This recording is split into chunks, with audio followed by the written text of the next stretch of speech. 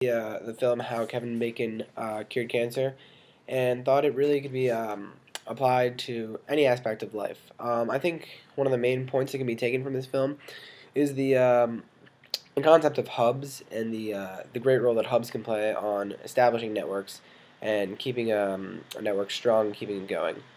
Um, Given the great importance of networks on all aspects of life, you can also see how hubs can play a large role in our everyday life. So in thinking about this hub theory, I thought first thing that came to mind was in my own life, social. And if you look at social networks, how many steps away I was from, for example, the president of the United States.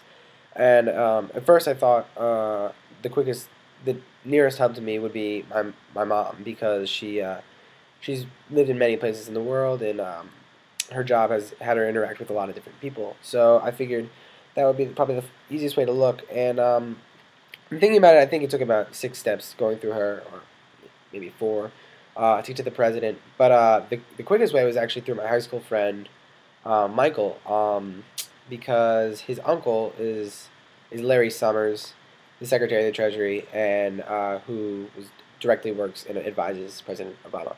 So found it interesting that, really, truthfully, I don't know if there's a hub in there or just a link, but that I was only Michael to Larry, 3 steps or 2 steps away, depending on how you count them, from the president. And so then I thought to myself, well, maybe for my college friends, I could be considered a hub, or at least an important link to a hub to get to the president. So that was pretty interesting. And I thought, this is also really, it's encouraging. If you look at, people say, it's not what you know, it's who you know. And so if you think about it in the networks and separation, then, well, if everyone's really, the world's getting smaller, and so it makes it so, in terms of, you can really go out and do anything, because we're all connected in a way. But the other application I thought of the whole time was airports, and that's partially because I've always had somewhat of a fascination with airports. Kind of weird, but I just think that they're really cool, and how it's always tons of people coming and going. There's a lot of excitement there, and you walk by, you can see the list of where the flights are coming from and where they're going, and there's so many places, and so it's every day. Every day it's this. Every day it's like nothing new. And so I was thinking about how the science of networks could be applied to air travel, and how studying it can help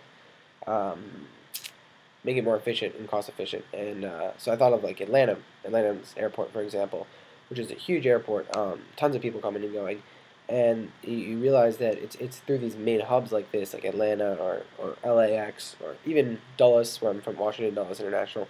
Um, it's through hubs that these, you think about it, there's only a dozen really airlines that you would think about taking, and these few airline companies can connect you to almost any city in the world. So you can, every day, every city, like, 40 minutes from an airport to take you anywhere in the world. And that's because of hubs and the networks. It's not that there's direct flights everywhere, but hubs allow it so that you can be really go anywhere. And it's really just it all brings together how networks compress time and space, and how the world is truly getting smaller.